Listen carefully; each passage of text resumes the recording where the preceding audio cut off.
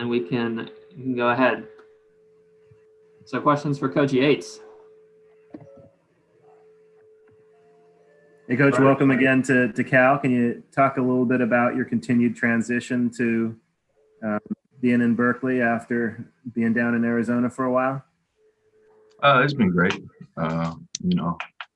Obviously with the time, not being in the office and not having spring ball and your normal summer. It's been different, but as football coaches, our job is to adjust. So I'm good. What are your impressions of the defensive background? Hardworking, smart. They're a close-knit group. They care about each other. The first 2 days we've had great energy. They want to get better. They want to know, they're sponges, man. They just want to know, as much as possible. And so, I have good leadership in that room, and every day they're trying to get better.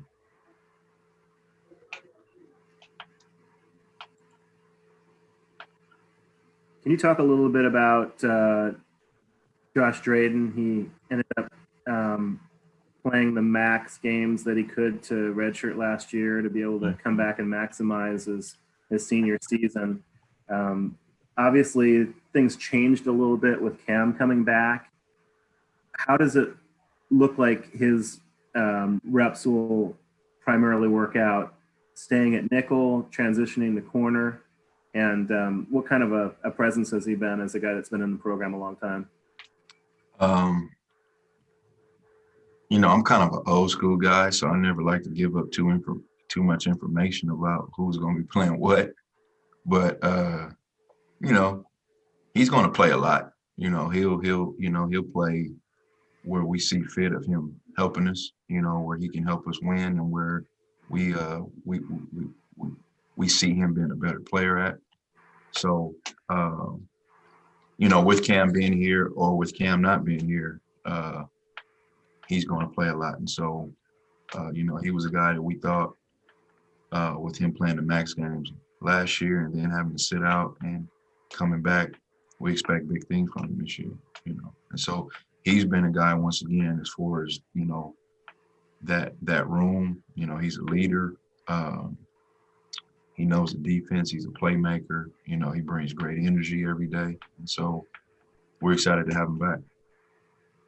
Coach, so you're on a defensive staff where guys like Peter Sermon, Tim DeRuiter, you've been a defensive coordinator. Also, you're on a staff with a lot of Boise State representation. So my question is, how strong of a camaraderie do you have with the staff? I mean, I know you haven't had coached in your first game yet, but do you already get a sense that the chemistry is already very strong? Chemistry good. It's actually great.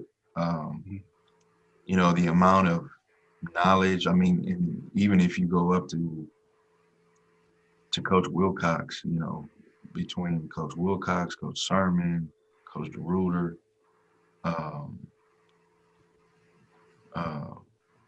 Coach Browning, who I've seen grow as a player to a GA to a D-line coach, and just, that knowledge in the room.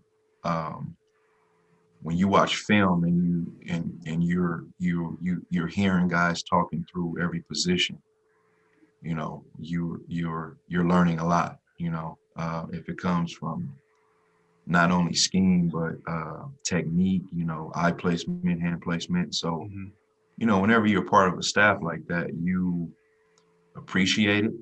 I've been a part of staffs like that, and I took it for granted. And now being back with a staff like that, I feel like every day when I leave, I've learned something new each day, which is what you want to do as a coach. Right. So.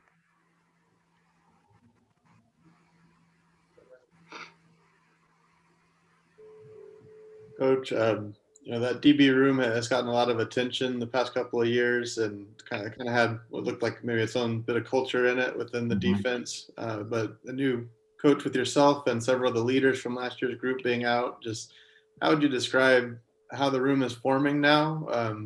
are you changing anything, and are you relying on some guys like Cam to carry the leadership as far as continuity goes? As far as continuity, the senior leadership is important. So it's not just Cam. I think Cam, Elijah, and Josh, having those three guys, I think I thought Coach Alexander did a good job of building a room. Those guys, their mentality and just the way they approach every day, I think just, is different. I think when I walked in, the way the way they sat in the room, right? The way they took notes, I mean, it was just different. So those guys take pride. They have that that that edge you want. You have to have an edge as a DB. And so those guys have that edge, and they're getting better. But I was blessed to come into a room with senior leaderships that when things aren't going right, before it even gets to me fixing it, those guys are fixing it. So, there's a standard here. Once again, I think it starts with a head coach that was a defensive coordinator. And then between Coach DeRuiter and now Coach Sermon, that expectation is not only a part of defense, but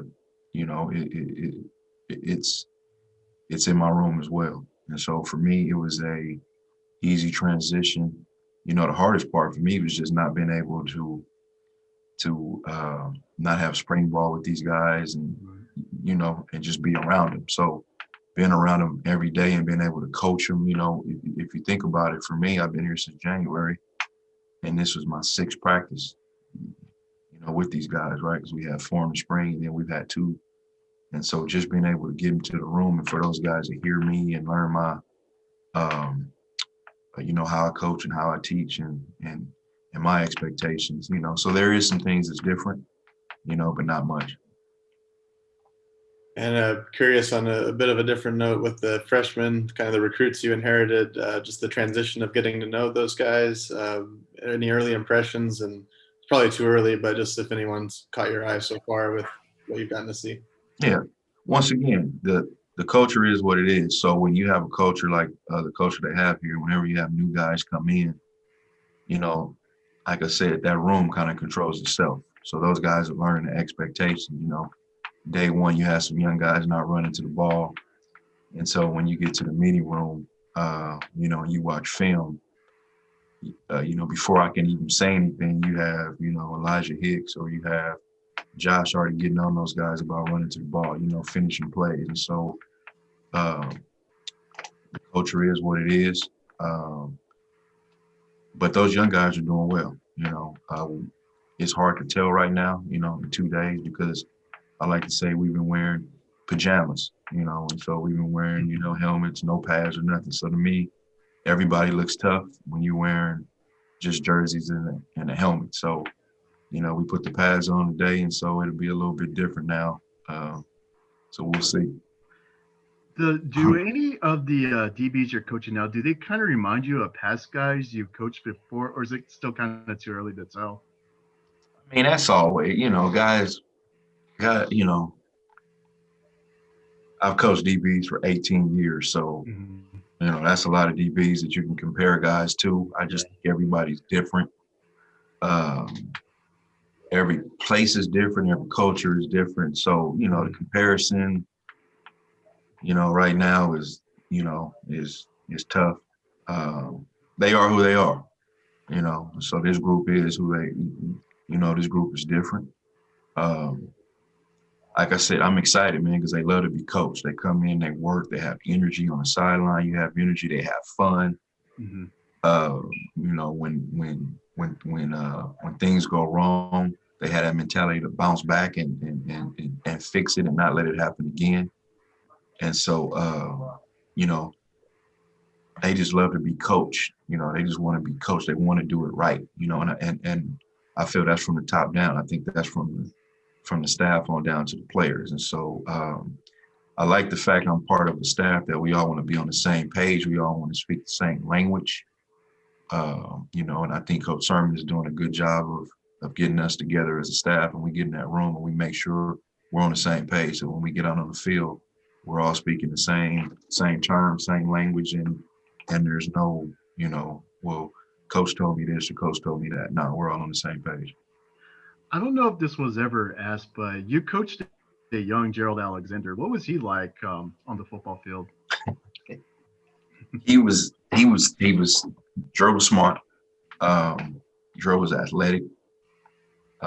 Obviously, he got drafted in the second round. So initially Drew was a corner, and then his senior year we moved him to safety, but Drew was a coach.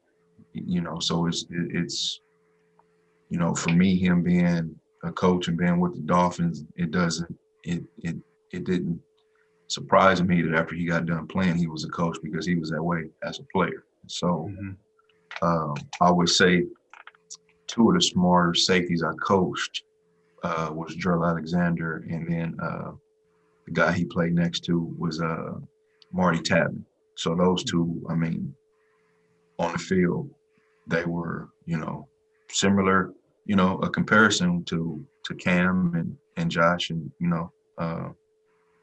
Elijah, And another leader also in that room is Daniel Scott. He's one that is those four guys know what they're doing, and so they know the defense, they want to get coached up. And so as a coach coming in and being a new guy, because I'm a new guy, you have three guys that's been on the staff for a while. So when you come in, you're the new guy, right? Because I had to learn the defense from the ground up. So to have a room like that only makes my job a lot easier.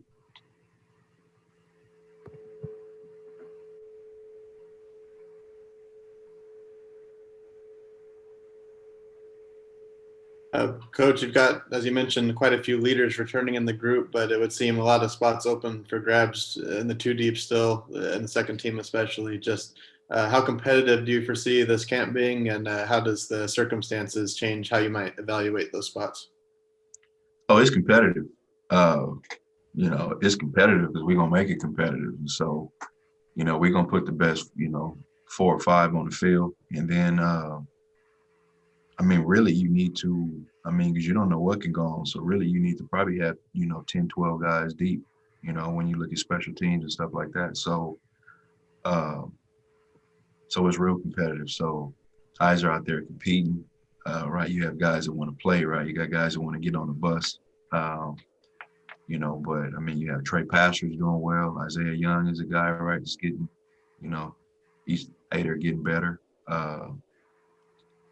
Chiggy's out there competing, he's doing well. So as a unit, and we're just going off 2 days once again, 2 days, I'm excited where they are, right? We still have a long way to go, but they're getting better every day.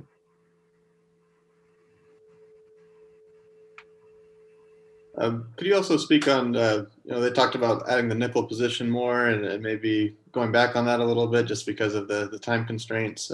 Just how much is that from your influence or from Coach Sermon, and how much might we see of that with your group? It's a possibility, that all depends on what the other team is doing, so we do have that package, we feel like, it's something that we want to rep, but it's not, it all depends on what we're seeing from the other team. That's a game plan thing.